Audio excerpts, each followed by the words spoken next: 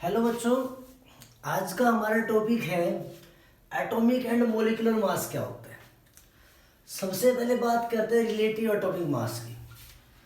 देखो ध्यान से समझेंगे, धीरे धीरे केमिस्ट्री में पता चल गया 118 एलिमेंट है।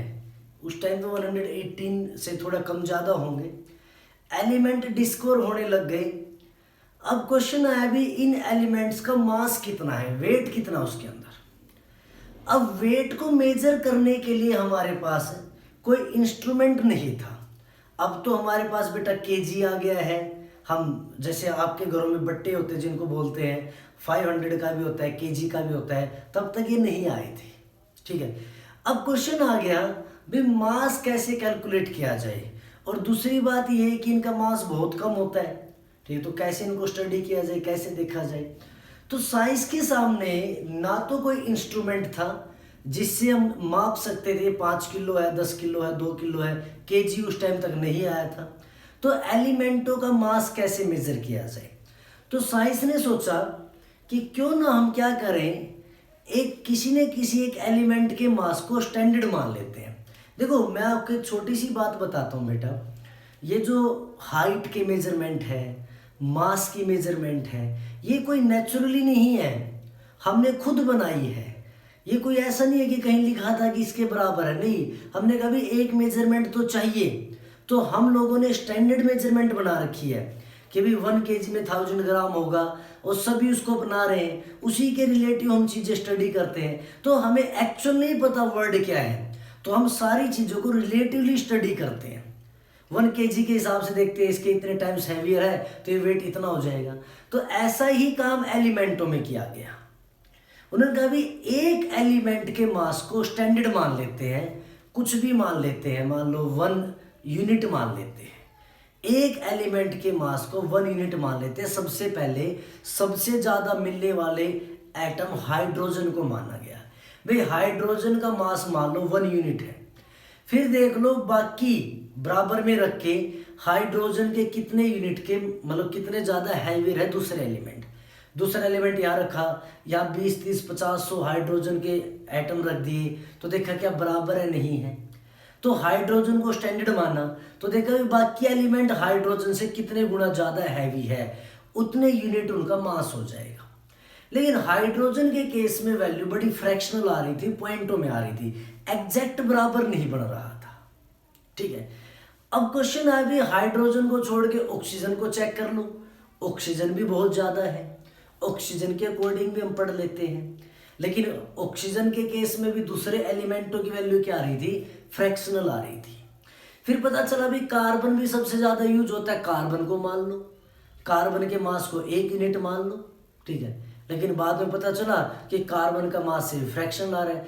फिर क्या किया, कार्बन का C12, ध्यान से देखना बेटा, कार्बन का C12 आइसोटोप्स यूज किया।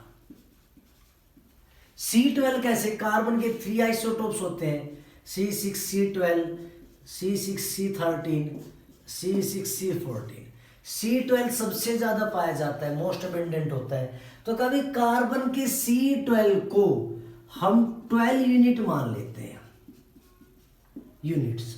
और अगर मैं इसका 1/12 कर दूं, कार्बन C12 आइसोटोप का 1/12 कर देता हूं, तो इसको 1 यूनिट मास मान लेते हैं।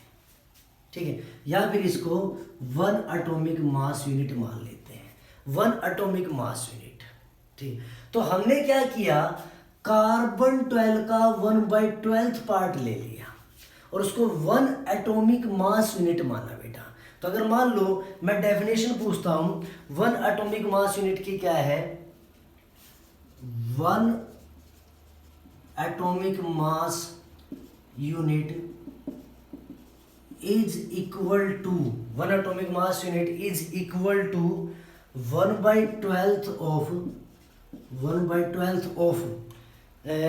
mass of atom of 1/12 of the mass of atom of carbon 12 isotope. जो कार्बन का 12 आइसोटोप है उसका 1/12 जो मास होगा एक एटम का, उसको क्या मानेंगे, 1 एटॉमिक मास यूनिट मानेंगे। क्लियर होगी बात ये। तो ये कहा भी ऐसा है कि जिसका 1 एटॉमिक मास यूनिट मान के अब इससे देखेंगे कि दूसरे एलिमेंट कितने गुना ज्यादा है। तो पता चला कि जो हाइड्रोजन है, हाइड्रोजन ये 1.008 टाइम्स ज्यादा था कार्बन 12 का 1/12 की। तो यानी कि हमने हाइड्रोजन का मास मान लिया 1.008 एटॉमिक मास यूनिट, अप्रोक्सीमेट 1 मान लिया, क्योंकि राउंड ऑफ कर देंगे तो अप्रोक्सीमेट क्या आ जाएगा बेटा, 1 आ जाएगा। ठीक। उसके बाद भी कुछ एलिमेंट ऐसे थे, फर्स्ट पॉइंट पता चल गया बेटा कैसे मेजर किया। कुछ एलिमेंट ऐसे थे जिनका जो मास है बेटा वो डिफरेंट आ रहा था, जैसे आइसोटोप्स में एग्जिस्ट करते हैं जो। अब मान लो मैं क्लोरीन की बात करता हूँ बेटा, क्लोरीन, अब क्लोरीन होते हैं 1735, अब 1737, 2 आइसोटोप्स होते हैं। अब 35 वाले का मास अलग आएगा, 37 वाले का मास अलग आएगा। अब क्वेश्चन हो गया कि जो अलग अलग आइसोटोप्स में एग्जिस्ट करते हैं तो इनका एटॉमिक मास कैसे निकाला जाए। तो कहा भी ऐसे एलिमेंटों का एटॉमिक मास एवरेज निकाल लेंगे, एवरेज एटॉमिक मास निकाल लेंगे। तो क्लोरीन की जब बात की, पहली डेफिनेशन पता चल गई, इसको लिख लेना बेटा। अब बात कर रहा हूं जिनके आइसोटोप एग्जिस्ट करते हैं, आइसोटोप, जैसे क्लोरीन का एग्जांपल लिया बेटा हमने। ये कभी कुछ आइसोटोप ऐसे हैं जो डायरेक्ट आंसर नहीं दे सकते, तो उनका हम क्या करेंगे, एवरेज वैल्यू निकाल लेंगे। जैसे क्लोरीन का एक केस लिया हमने, तो मैं यहाँ लिख देता हूं, यहाँ पर आप एक वर्ड लगाओगे average atomic mass, average atomic mass. Second case ये लिया गया ऑफ क्लोरीन, क्लोरीन का केस ले लेते हैं। अब क्लोरीन के बेटा 2 आइसोटोप्स होते हैं 35, 37, और ये 3:1 में एग्जिस्ट करते हैं। यानी कि जब भी क्लोरीन आप ढूंढोगे, 4 क्लोरीन है तो 335 वाले होंगे, 137 वाले होंगे। तो इनका जो एवरेज एटॉमिक मास आया 35 इंटू में 3 प्लस 37 इंटू में 1 डिवाइड बाई 3 + 1। ठीक है बेटा, तो इसको सोल्व करेंगे। जब इसको आप सोल्व करके वैल्यू निकालोगे तो ये 35.5 यूनिट आ गई। तो क्लोरीन का मास कैसे बढ़ गया, 35.5 यूनिट।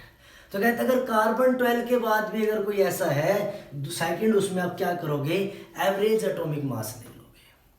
नंबर 3, अब कुछ ऐसे एलिमेंट भी हैं जिनके आइसोटोप्स की अबेंडेंस अलग अलग होती है।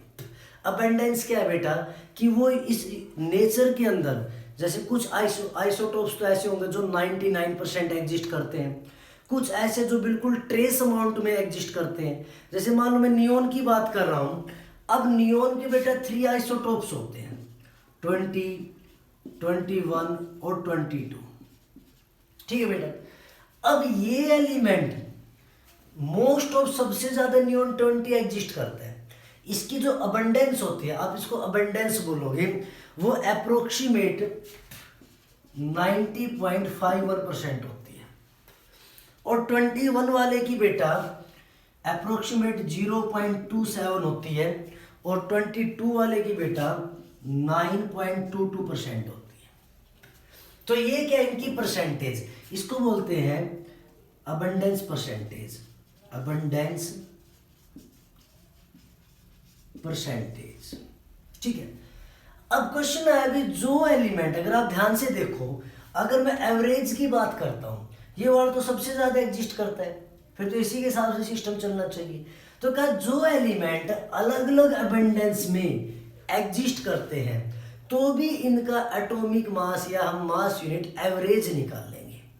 एवरेज कैसे निकाल लेंगे, अगर मान लो मैं इनकी फ्रैक्शनल अबंडेंस बना लेता हूं बेटा। फ्रैक्शनल अबंडेंस कैसे बनाएंगे देखेंगे। ये तो परसेंटेज में है और यहां लिख रहा हूं फ्रैक्शनल अबंडेंस।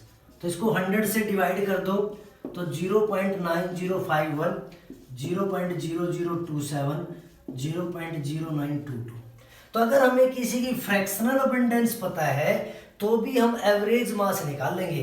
तो इसका जो एवरेज मास आएगा, एवरेज मास, जो भी इसकी फ्रैक्शनल अबंडेंस है इनटू में उसका जो क्या है बेटा मास नंबर है, प्लस 0.27 इंटू में 21 प्लस 0.090299922 इंटू में 22।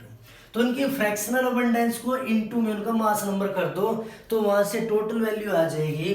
तो इसका मास 1.7 यू के करीब अबाउट आ जाएगा। तो ये कहता है कि पहला मेथड तो कार्बन 12 का 1/12 ले लो, दूसरा मेथड अगर कोई आइसोटोप्स में एग्जिस्ट कर रहा है तो उसकी एवरेज वैल्यू ले लो। अगर आपको फ्रैक्शनल अबंडेंस दे दे, फ्रैक्शनल अबंडेंस पता हो तो भी आप उसका एवरेज एटॉमिक मास कैलकुलेट कर सकते हैं। ठीक है, तो आपको कैसे करना है, उसकी जो फ्रैक्शनल अबंडेंस है इनटू में उसका मास, फ्रैक्शनल अबंडेंस इनटू में उसका मास, सबकी एवरेज निकाल लो, वैल्यू अपने आप आ जाएगी। क्लियर होगी बात है। तो ये मेथड से किसी भी एलिमेंट का मास निकाल लेंगे। अब उसके लिए अब आगे देखेंगे तो एटॉमिक मास यूनिट निकालने के हमने 3 मेथड डिस्कस किए। फिर कहता है जो एटॉमिक मास होता है इसको अगर हम ग्राम में एक्सप्रेस कर दे तो उसको ग्राम एटॉमिक मास बोलते हैं। ठीक है बेटा, यानी कि ग्राम एटॉमिक मास की डेफिनेशन क्या है, the atomic mass of element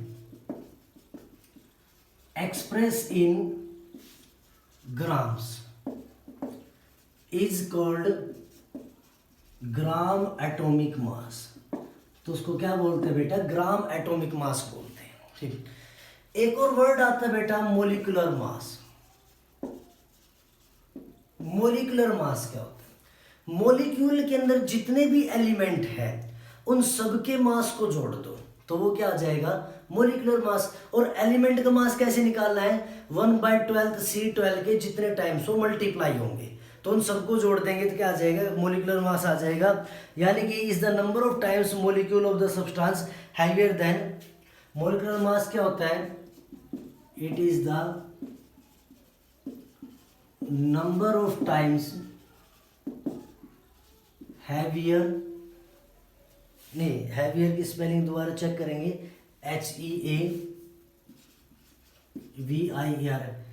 HEAVIER heavier than 1/12 carbon 12 isotope.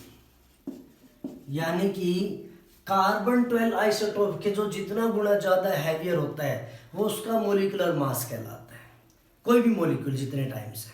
ठीक, अब हमें मोलिकुलर मास निकालना आना चाहिए। जैसे मेरे से पूछ लेता है calculate molecular mass of H2। आप लोगों ने सुना भी होगा, हाइड्रोजन देखो कितने हैं बेटा, 2। हाइड्रोजन का मास होता है 1, कितने हाइड्रोजन है 2, प्लस सम कर देना है, ऑक्सीजन होता है 16 टाइम हैवियर, एक ही ऑक्सीजन है तो टोटल कितना आ गया 18 ग्राम, ग्राम में एक्सप्रेस कर दिया। ऐसे पूछ लेता है ग्लूकोज C6H12O6, कार्बन का जो मास होता है बेटा 12 इंटू में 6 प्लस हाइड्रोजन 1 इंटू में 12, ऑक्सीजन 16 इंटू में 6। मैंने पॉइंटों को नेग्लेक्ट कर दिया, राउंड ऑफ कर दिया, वैल्यू की पॉइंटों में मैं आपको टेबल भेजूंगा, देख लेना उसमें। तो ये हो जाएगा 72 प्लस 12 96, तो ये वैल्यू 180 ग्राम आ जाएगी बेटा। ठीक है, ऐसे ही मान लो SO2 पूछता है बेटा, सल्फर का मास 32, ऑक्सीजन 2 है, 1 का मास 16 इंटू 2 32, तो कितना होगा बेटा 64। मीथेन पूछ लेता, कार्बन 12, हाइड्रोजन 1 4 है बेटा, तो टोटल कितना आ गया 16 ग्राम आ गया। तो आपको करना क्या है, हर एक एलिमेंट का जो मास है इंटू में उसका नंबर प्लस सम कर देना है, दूसरे एलिमेंट का मास इंटू में उसका नंबर सम, अगले का एलिमेंट का मास इंटू में उसका नंबर, तो वो क्या आ जाएगा आपका मोलिकुलर मास आ जाएगा। तो हम लोगों को सबसे पहली मेन बात है मोलिकुलर मास कैलकुलेट करना आना चाहिए। कुछ कंपाउंडों के मोलिकुलर मास हमें जरूर पता होने चाहिए। तो मैं आपको कुछ क्वेश्चन दे रहा हूं जो आप सोल्व करेंगे। मैं लिख रहा हूं बेटा, कैलकुलेट मोलिकुलर मास ऑफ फ्लोइंग्स। कुछ बच्चे होमवर्क नहीं भेजते हैं। जो बच्चे होमवर्क नहीं भेज रहे हैं दैट मीन्स वो अपने सब्जेक्ट को लेकर के सीरियस नहीं है, वो मौज मस्ती कर रहे हैं। देखो बच्चों एक बात ध्यान से सुनो, सभी टीचर घर पे चाहते तो हम भी रेस्ट कर सकते थे, लेकिन सभी टीचर चाहते हैं भी 11th क्लास का सिलेबस थोड़ा लेंथी है, तो आप घर पे मौज मस्ती बजाय होमवर्क में अपना टाइम स्पेंड करें। आपके पास पहले तो स्कूल जाना होता था, स्कूल के बाद होमवर्क करना होता था, अब तो आप किसी भी टाइम वीडियो देखो, फिर अपने होमवर्क को करो, सब्जेक्ट को समझो, 5 बार समझो, 10 बार समझो। जब भी आपको नहीं समझ में फ़ोन करके पूछो, मैसेज करके पूछो। तो बेटा ये बहुत अच्छा मौका है अपने सब्जेक्ट को इम्प्रूव करने का। जो भी डाउट्स है, जो भी प्रॉब्लम्स होती है केमिस्ट्री में, आप ज़रूर मैसेज या फ़ोन कीजिए कि सर ये प्रॉब्लम है, ये सॉर्ट आउट कर दो। तो ये होमवर्क ज़रूर करेंगे और सभी बच्चे मुझे होमवर्क ज़रूर भेजेंगे। तो होमवर्क क्या है बेटा? Calculate the molecular mass of following. Number 1 H2S, number 2 C12 H22 O11, number 3 HCl, number 4 HNO3, number 5 H2SO4, number 6 NaOH, number 7 इसके बाद आगे बेटा NaCl, नंबर 8 वही यूज करो, मैं बहुत ज़्यादा जो यूज होते हैं, ठीक। नंबर 8 C6H12O6 और नंबर 9 CH3COOH और नंबर 10 एक क्वेश्चन और दे देता हूँ मैं आपको, जैसे MgSO4, ठीक बेटा। तो ये सभी करेंगे। Number 11 BeSO4, barium sulphate. तो इन सब का मैं आपके पास मास भेजूंगा बेटा। और नंबर 12 FeSO4, नंबर 13 पे हो गया बेटा आपका FeCl3, नंबर 14 AlCl3 और लास्ट है नंबर 15। नंबर 15 पे आ जाएगा बेटा NaBr। तो इन सब का आपको एटॉमिक मास निकालना है। एक एग्जांपल और देता हूं, अगर कर सकते हो K4Fe, नहीं ये रहने दो, ये नहीं करना हमें, ठीक है। तो यहाँ तक आप करेंगे, बिल्कुल पहले आसान क्वेश्चन करेंगे। तो इन सब का हमें एटॉमिक मास निकालना है और ये क्वेश्चन आप लोगों को मुझे जरूर सेंड करने हैं। मैं होमवर्क चेक करूंगा, हर दिन अटेंडेंस जरूर होनी चाहिए। आप हर दिन मैसेज कीजिए yes sir I am watching all videos, आपकी हर दिन अटेंडेंस होती है। तो टॉपिक को अच्छे से करते रहिए बेटा और केमिस्ट्री पढ़ते रहिए। अपने घर पे रहो, सेफ रहो, खुश रहो, अपना होमवर्क करो, अपनी स्टडी को कंटिन्यू रखो। Thank you.